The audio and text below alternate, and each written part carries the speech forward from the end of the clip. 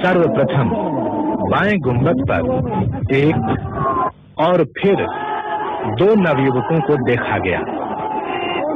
एक युवक ने गुंबज के कमल दलों को तोड़ना प्रारंभ किया और दूसरे ने ध्वजा फहराई।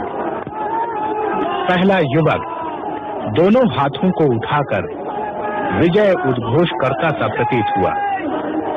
आयोजकों को लगा कि ये 30 अक्टूबर 1990 को हुई घटना की पुनरावृत्ति मात्र है। मंच से प्रार्थना की गई कि कोई भी कारसेवक अनुशासन न तोड़े और जो लोग गुंबद के ऊपर हैं वो नीचे उतर आए। लेकिन एक के बाद एक युवक विवादित ढांचे के गुंबदों पर चढ़ते दिखाई दिए। संघ के कार्यकर्ता भी विफल रहे इस जन उन्माद को रोकने में।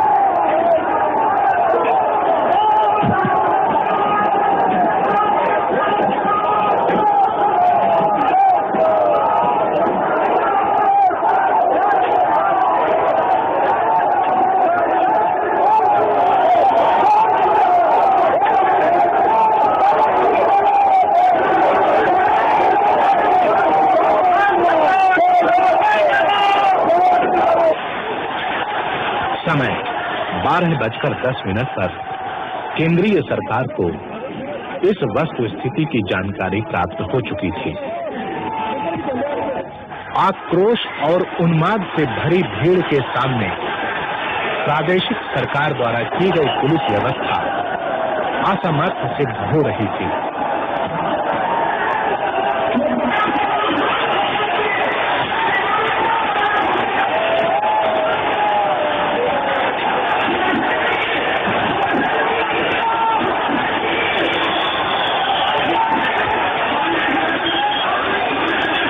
बारह 12:45 पर प्रदेश सरकार ने केंद्रीय सरकार से कुछ और सुरक्षा दलों को भेजने की प्रार्थना की। उत्तर प्रदेश शासन के सामने प्रश्न था कि क्या भीड़ पर गोली चलाने का आदेश दिया जाना उचित है? क्या स्वतंत्र भारत में भी जनरल डायर द्वारा अमृतसर के जलियांवाला बाग में सन 1919 में खेली गई खून की होली को दोहराया जाना उचित होगा? एक तरफ थी ऐसी कानून व्यवस्था जिसका मानो देश की करोड़ों जनता की भावनाओं से कोई सरोकार न हो, तथा दूसरी तरफ थी सदियों से दबाई जाती रही देशवासियों की भावनाएं, जो अब एक नया ज्वार बनकर उमड़ पड़ी थी।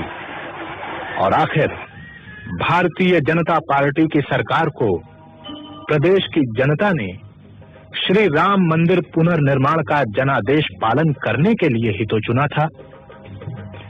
एक तरफ था उत्तर प्रदेश के मुख्यमंत्री माननीय श्री कल्याण सिंह तथा भारतीय जनता पार्टी के वरिष्ठ नेता श्रीमंत राजमाता विजयाराजे सिंधिया और सांसद स्वामी चिन्मयानंद महाराज आदि द्वारा सुप्रीम कोर्ट को दिए गए कानून पालन के प्रति प्रतिबद्धता के आश्वासन पत्र, जिनमें उनके मंतव्यों तथा निर्णयों की स्पष्ट अभिव्यक्ति थी कि भारतीय जनता पार्टी श्री राम मंदिर के पुनर्निर्माण के लक्ष्य को कानूनी एवं संवैधानिक मार्ग पर चलकर ही प्राप्त करना चाहती है।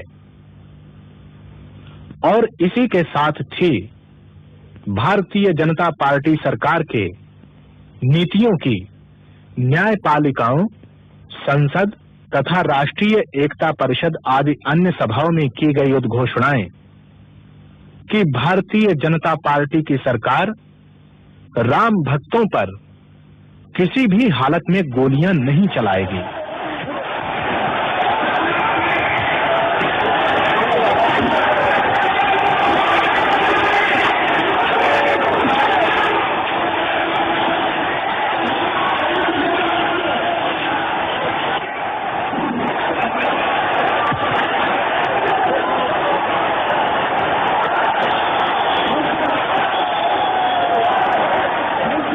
सदियों से संचित हिंदू जनमानस के आक्रोश के इस विस्फोट को भला कौन सी राजकीय शक्ति रोकने में समर्थ हो सकती थी?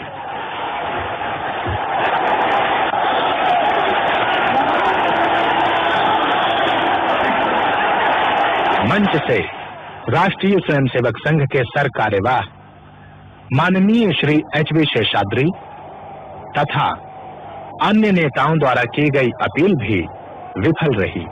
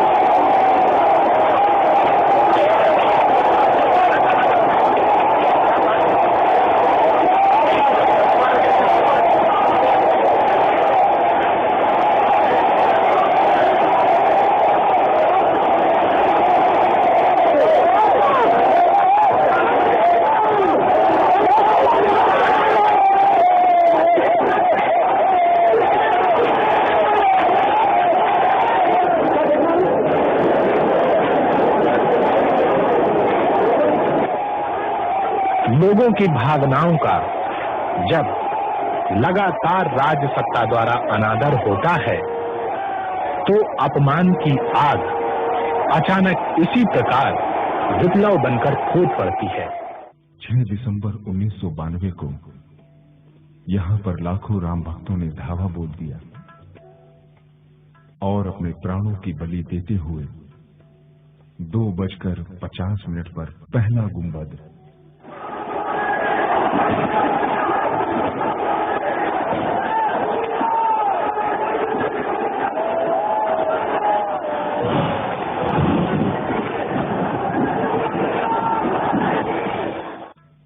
और 4:45 पर आखिरी गुंबद तोड़ दिया। उत्तर प्रदेश के अभूतपूर्व मुख्यमंत्री माननीय श्री कल्याण सिंह जी ने सारी घटना की जिम्मेदारी अपने ऊपर ले ली और सत्ता को तिलांजलि दे दी।